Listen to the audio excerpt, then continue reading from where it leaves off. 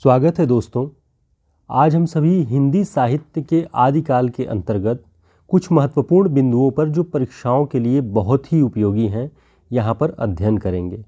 ये सारे महत्वपूर्ण बिंदु आपको सहायक प्राध्यापक परीक्षा, असिस्टेंट प्रोफेसर एग्ज़ाम और यूजीसी नेट एग्ज़ाम के लिए बहुत ही उपयोगी सिद्ध होंगे। अगर आपने चैनल अभी तक सब्सक्राइब नहीं किया है तो कृपया सब्सक्राइब कर लें।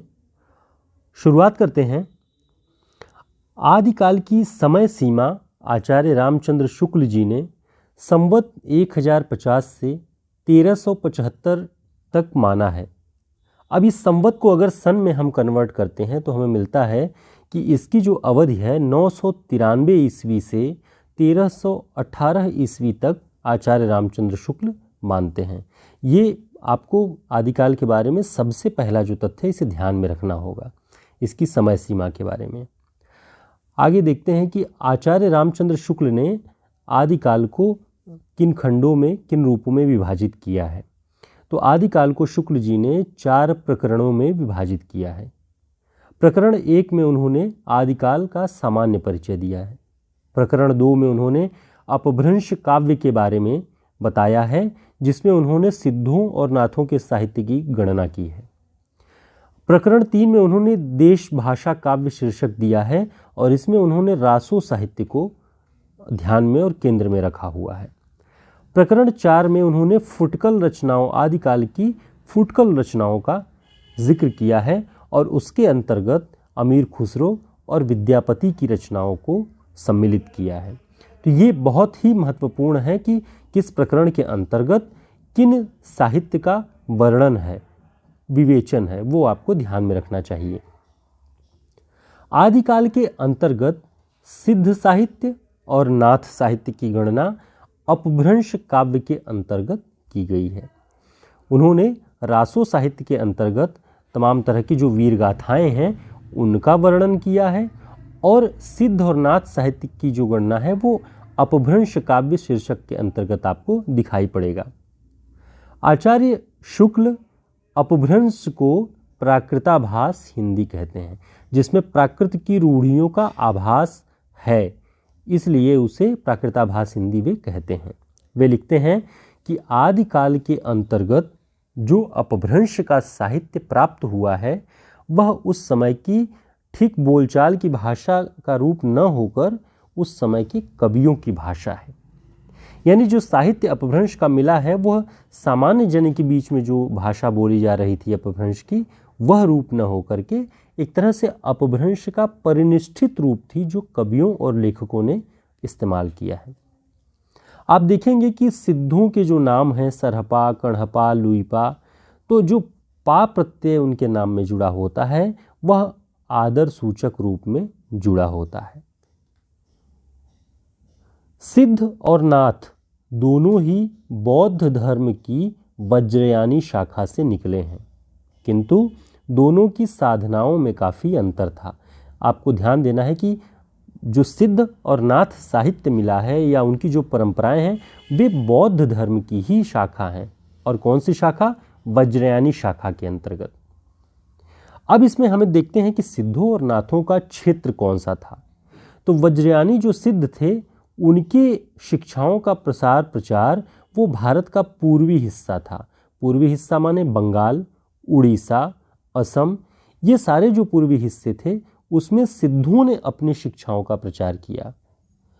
अब नाथों की शिक्षाओं का अगर हम देखें कि उनका प्रचार कहाँ पर हुआ, तो नाथपंथी जो योगी थे, जो गोरखनाथ जी के पंथ में थे, उन्होंने अपनी शिक्षाओं का प्रसार पश्चिमी भागों में किया। भारत के पश्चिमी भाग कौन से हैं? राजपूताने और पंजाब। तो नाथपंथियों का जो आगे आप संत कवियों में देखेंगे, कबीरदास, दादू, रैदास, इन लोगों का की जो वाणियाँ हैं वो नाथपंथियों से मेल खाती हुई हैं और इनके ऊपर और इनकी भाषाओं में राजपूताने और पंजाब की बोलियों का रूप दिखाई देगा। सिद्धों की संख्या 84 है। ये प्रसिद्ध है कि सिद्धों की संख्या 84 थी। उसी प्रकार नाथों की संख्या 9 है। ये आचार्य रामचंद्र शुक्ल बताते हैं। मित्रों, आप लोग चैनल सब्सक्राइब जरूर कर लीजिएगा ताकि आपको बीच बीच में सही वीडियो जो हैं, जो उपयोगी हैं, वो आपको मिलते रहें, उनकी सूचनाएं आपको मिलती रहें।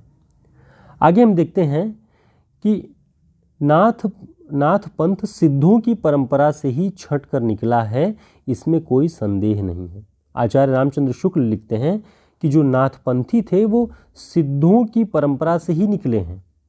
सिद्धों की ही जो वाममार्गी शिक्षाएं थी, जो समाज में कुधर्म फैला रही थी, उन्हीं के विद्रोह के रूप में नाथपंथ का उदय हुआ। तो उन्हीं से छट के ये निकला, इसमें कोई संदेह नहीं है। सिद्धों ने जाति पाति आदि बाह्य आडंबरों का घोर विरोध किया।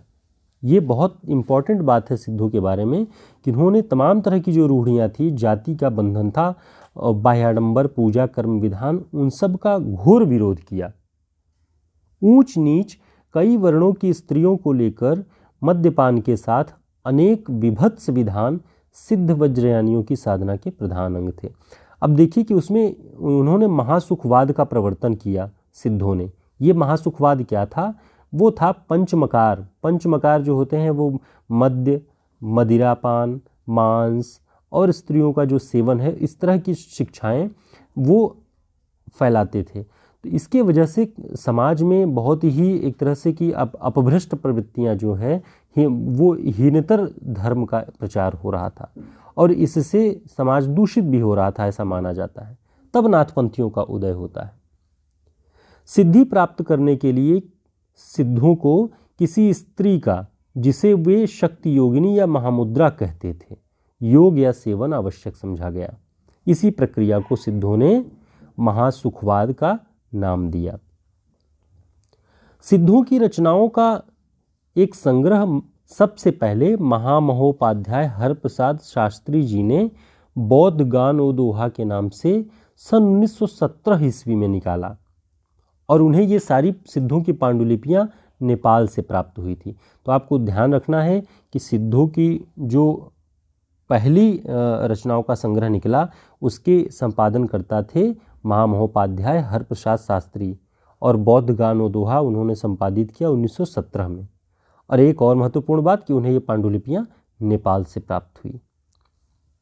राहुल संकृत्यायन जी को सिद्धों की जो पांडुलिपियां थी वो तिब्बत से प्राप्त हुई। सिद्ध साहित्य के चर्या पदों और दोहों का संपादन उन्होंने हिंदी काव्यधारा नाम से किया। ये बहुत प्रसिद्ध पुस्तक है जिसमें सिद्ध साहित्य का संपादन उन्होंने किया है। गाथा या गाहा कहने से प्राकृत भाषा का बोध होता था।